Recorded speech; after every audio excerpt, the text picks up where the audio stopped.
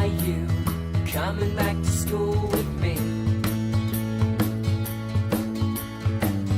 We could have done it all so easily. Hi, my name is Craig Thompson-Wood. I'm your host on Teaching with Board Games, here today to look at the game, The Sneaky Snacky Squirrel by Learning Insights.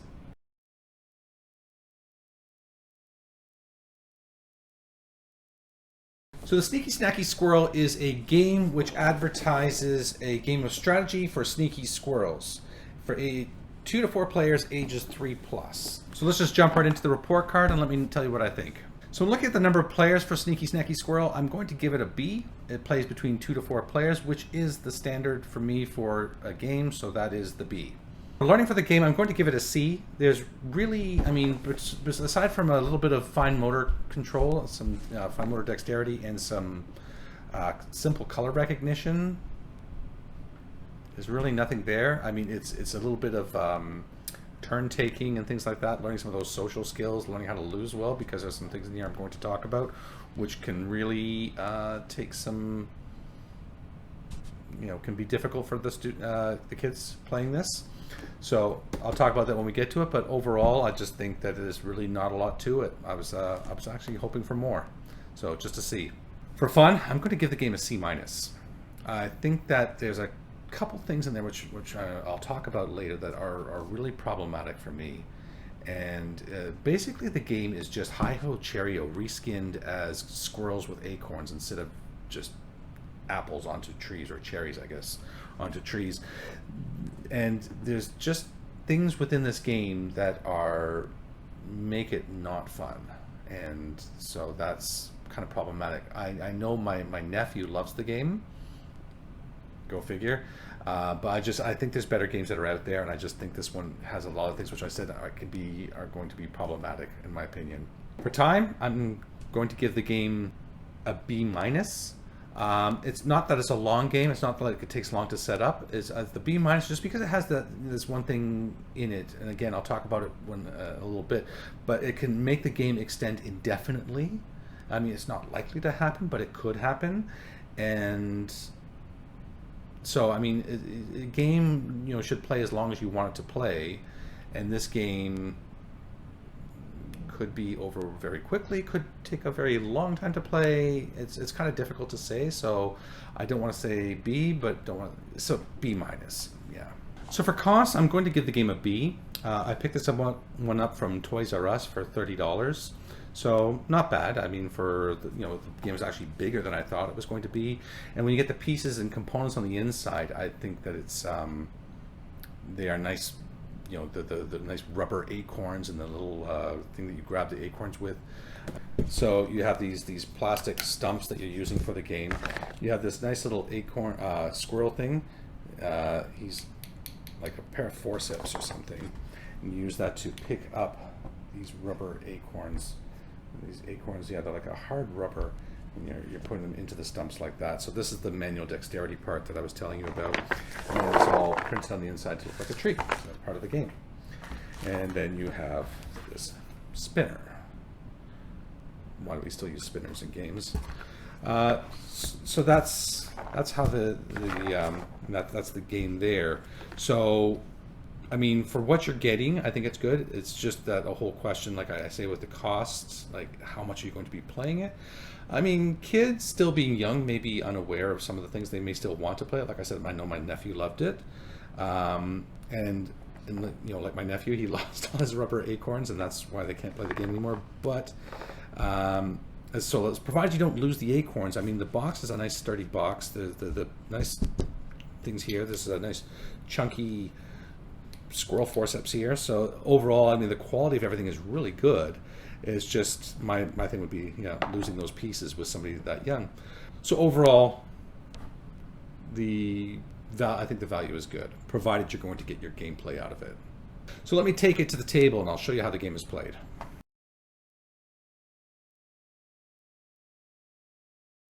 So this is the setup here for a 2-player game. Number of players, you just have to change the number of stumps that you're using. So if you're using all 4 players, you'd have all 4 stumps. Youngest player goes first, and they're just going to spin the spinner. And the spinner is going to tell them what acorn to take or how many. So this is a lands on yellow, so they're going to take a yellow acorn and they're going to put the acorn into the stump. So you have to manipulate that squirrel to put the acorn in the stump like so. Next player takes their turn. They spin. And they too shall take a yellow acorn. So yellow acorn into their stump. And the next player. Now it's a blue, so they take a blue acorn, put it into their stump.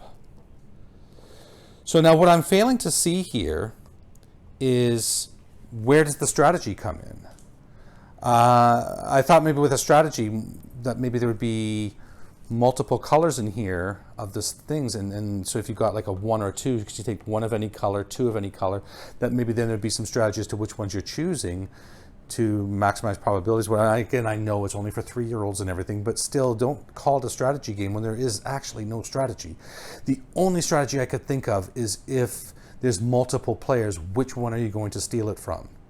Because if you get this one here where the squirrel has a little bandit mask, then you can steal from another player, which is problem number 1.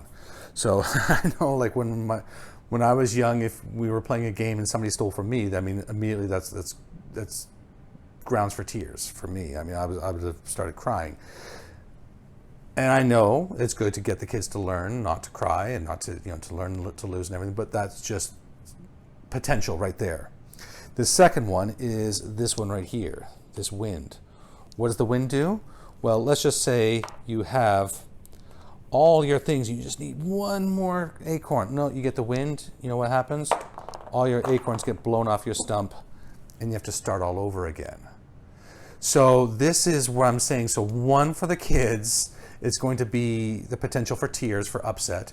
And 2 for the parents, it's potential for, saying, oh my goodness, how much longer is this game going to take? Because now this game just dragged out even longer. I was hoping it was almost over.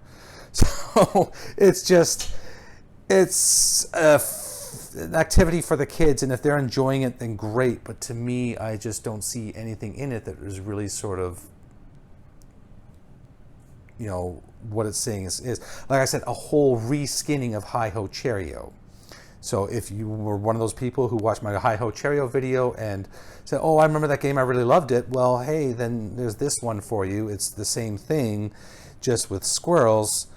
But to me, there's just, don't call it a strategy game when there's no discernible strategy in it. I mean, if anybody can, prove me wrong, point out where there is strategy in this game that I'm not seeing, then please do let me know. But the game will continue until 1 player actually fills up their whole stump. And once all the acorns are in, all 5 acorns in their space, that person is declared the winner.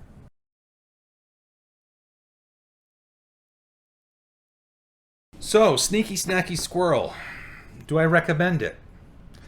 It's not high on my recommend list, but knowing that my nephew was such a big fan, it gives me pause to say don't get it. I mean, because I think it was one of his favorite games or something for some reason. I mean, like, again, I know they're young, but I'm also of the mind that, there's better games that we can be introducing them to as well. I do plan on introducing this one to Tiffany. This whenever I see her and see what she thinks, and maybe if she is willing to cooperate, we can do a playthrough video of it as well, just so that you can see the game being played by a young person. So we'll see what we can do with that. But overall, like I said, to me, I think that there's better games out there. This game, I think it's Hi Ho Cherry-O with the gimmicks of the squirrel tweezers and the rubber acorns and everything. It's cute, but there's better games. But I'll leave that one for you to decide. So if you're new to this channel, then what I'm doing is I'm putting out videos on a weekly basis to make sure that I'm always having fresh content for you, the viewer, to watch about topics of gamification, game-based learning, reviewing books, reviewing publishers, and just doing everything I can to help us to find out ways that we can incorporate games into our teaching practice, into our helping our own children to learn at home, and doing what we can to maybe help ourselves to learn as well. Games to me just have such an amazing power for helping us to be better learners and to help others to learn as well. I know I myself was a terrible student when I was younger, and often feel that if I had learned with games at a younger age, I would have been a much better student. If this sounds like something good to you, then please do hit like and subscribe down below. It makes me very happy, and I really do appreciate it, and it really does help. And if you have any other topics you might like me to talk about around gamification, game-based learning, if you have any other games you might like me to review on the channel, or if you have any other, so if you want to come to the defense of Sneaky Snacky Squirrel, then please leave me that message in the comment section below. Do love to hear from the viewers, love to get your feedback, love to get your ideas. And that is going to wrap it up for today's episode. Until next time, I am Craig Thompson-Wood, your host on Teaching with Board Games, saying thanks for coming to the classroom. Are you coming back to school with me?